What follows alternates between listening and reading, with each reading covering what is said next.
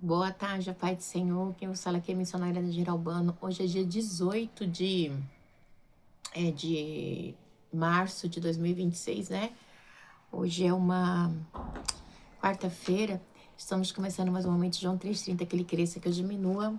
Como de costume, vamos estar orando e logo em seguida vamos estar passando para a preciosa palavra do Senhor. Amém? Entendeu isso, meu Pai, em nome de Jesus, nós falamos então sua santa presença, pedindo perdão pelas minhas falhas e pelos meus pecados que são inúmeros. Meu Deus, me perdoa porque eu pequei no pensar, no falar, no agir.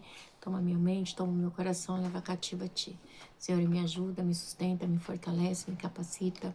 Meu Deus, corta o laço, quebra o arco, desfaz toda obra das trevas, Senhor. Joga por terra toda obra de bruxaria, de macumbaria, toda obra de inveja contra o meu lar, contra a minha família, contra a vida desse irmão, dessa irmã que vai estar do outro lado ouvindo a mensação dessa palavra. Se eu possa estar alcançando, guardando, livrando, libertando, cortando o laço, quebrando o arco, meu Deus, eu te fazendo toda a obra das trevas. É o que eu te peço nessa hora, em nome do Pai, do Filho e do Espírito Santo de Deus. Amém? Amém?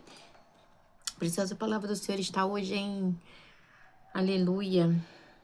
Está no livro de Jó, tá? Capítulo 27. E diz assim: E Jó prosseguiu em seu discurso só, pelo Deus vivo que me negou justiça, pelo Todo-Poderoso que deu amargura à minha alma. Meu Deus, meu Pai, em nome de Jesus, essa é sua santa e preciosa palavra no momento de João 3,30, que eu, a missionária Nadir Albani, desapareça, que Deus Pai, Deus Filho, Deus Espírito Santo de Deus apareça, porque o objetivo desse canal, Senhor, é simplesmente pregar a Tua palavra pura e genuína como ela é, para que Teu nome venha a ser glorificado, para que Teu nome venha a ser exaltado. Senhor, não é sobre mim, é sobre Ti, é sobre a Tua graça, sobre a Tua misericórdia, porque o Senhor é justo e fiel, meu Deus.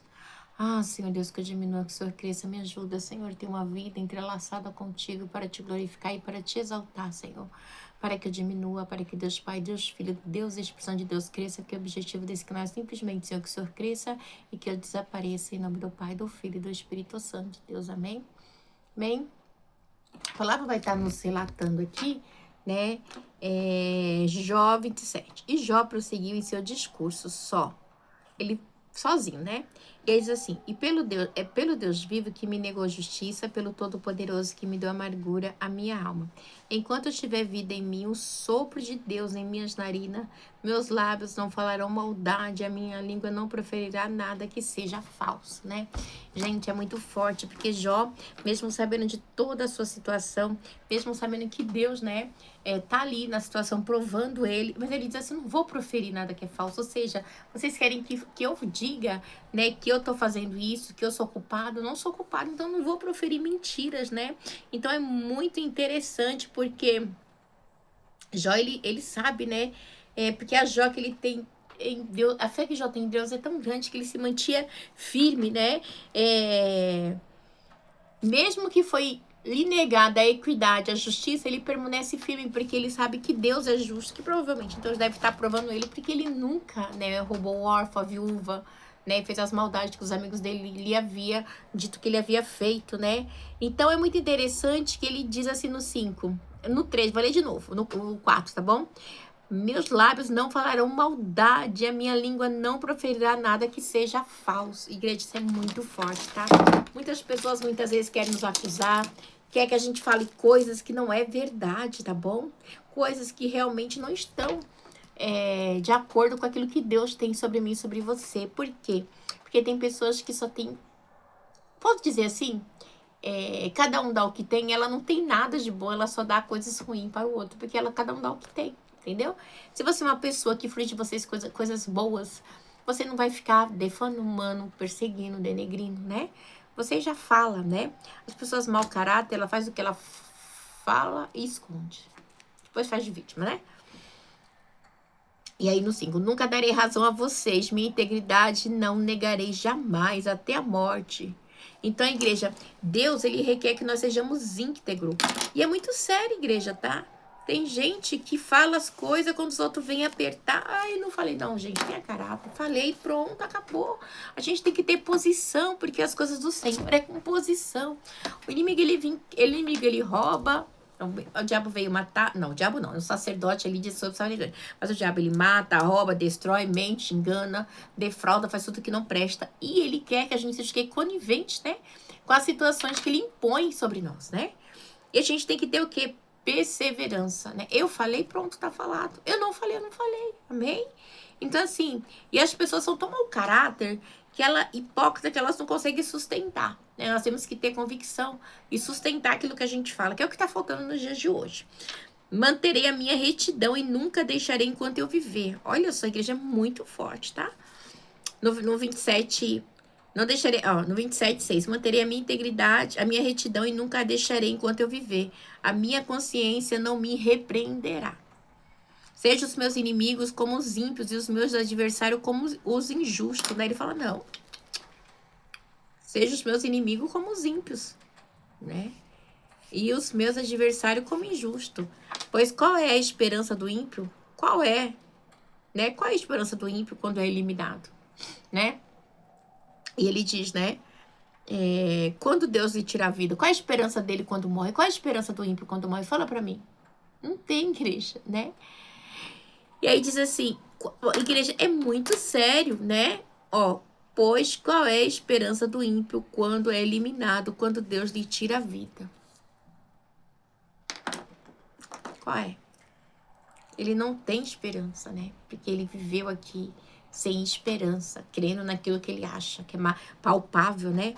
Olha, é muito sério, igreja, porque eles acusam falsamente, eles falam o que quer, né? Mas esquece que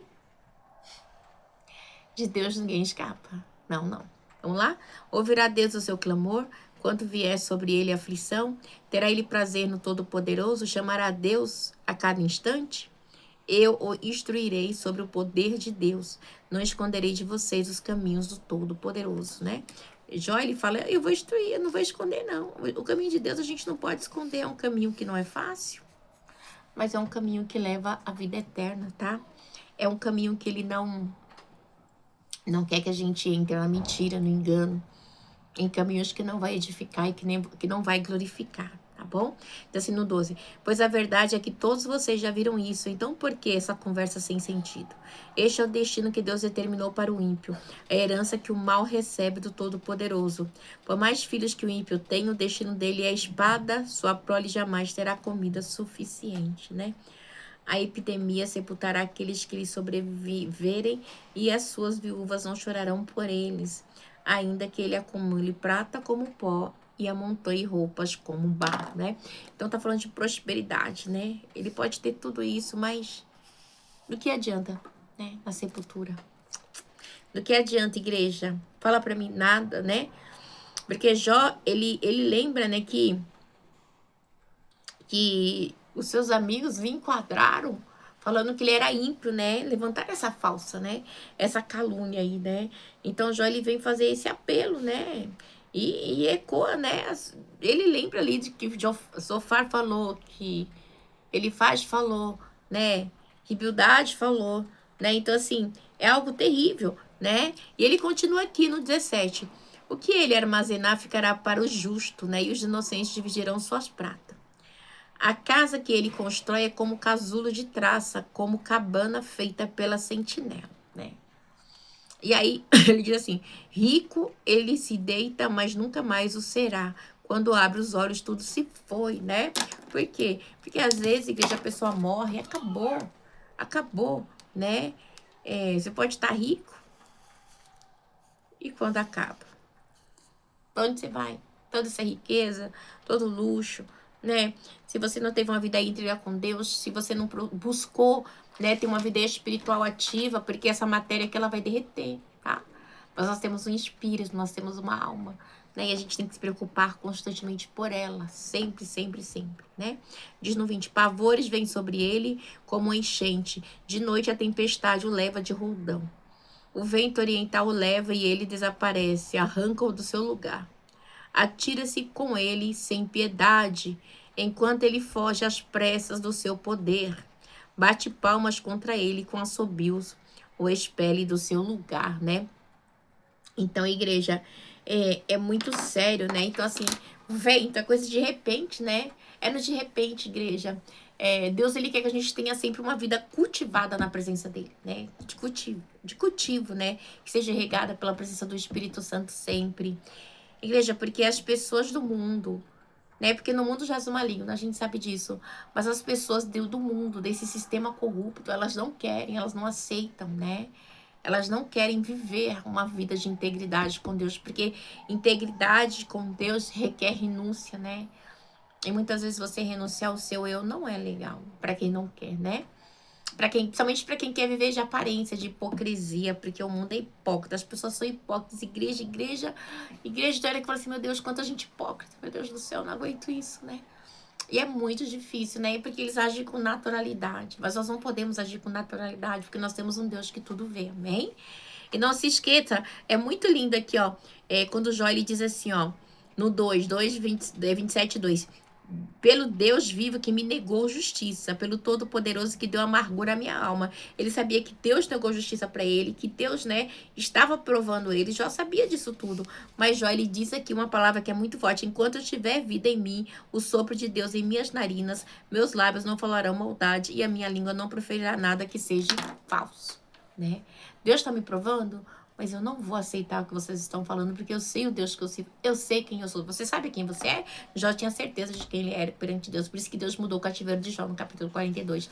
Nós não podemos aceitar o rótulo que põe em mim, que põe em você. Muitos dizem do que quer falar, do que a boca tá cheia, do que vê. Mas Deus é quem conhece o que tá dentro de mim, de você. Amém? Deus abençoe. Tem aí uma noite, uma tarde abençoada em nome de Jesus. Quem na paz.